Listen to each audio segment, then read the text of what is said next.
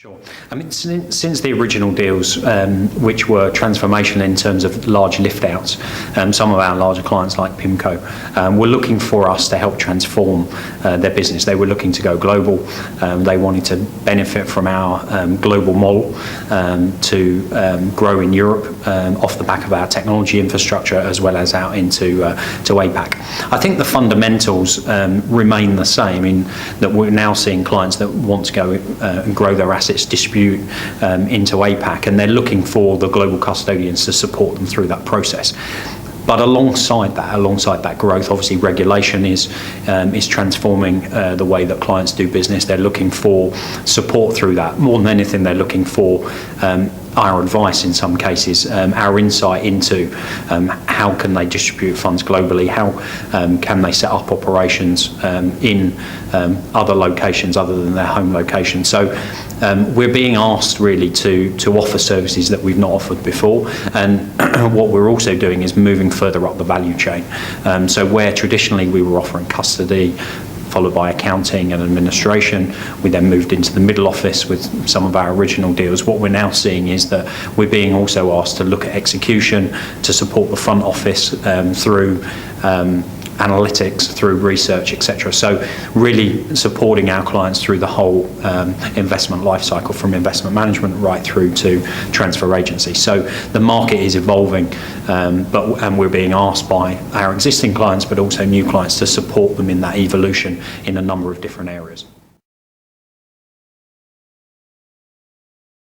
I think probably a bit of both. I mean, I think our traditional client base is has been in Europe. I think the UK market, is still a long way ahead of the European, markets in terms of, I would say particularly middle office outsourcing, what they're willing to outsource.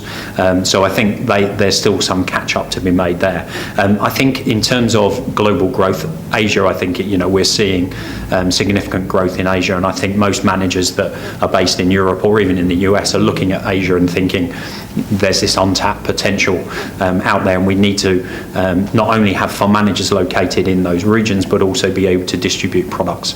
So they're distributing products in the Asian markets. In some cases those funds are based offshore in Ireland, in Luxembourg.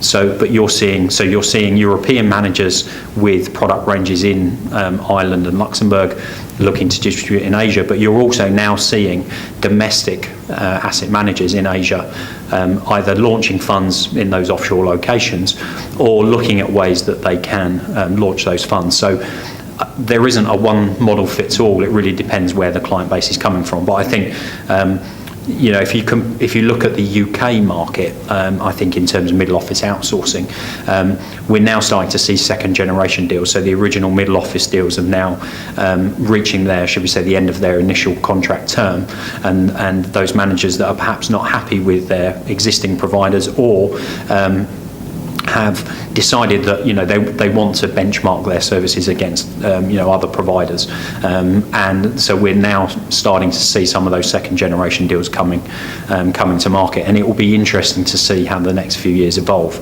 I think there's still, from a European point of view, we still lag, as I mentioned earlier, because of their view around middle office is they tended to want to retain it, but there are clearly some HR issues, human resources issues around staff, and if you do a large lift out, there's certain obviously protections for the staff. So it's more complicated. We have seen those sorts of deals, but it's more complicated and it does take more time. But I think ultimately, we'll see that people are looking at Asia. They're looking at ways that they can distribute their funds in Asia, and they're looking for support models in the middle office, in accounting and custody to be able to do that.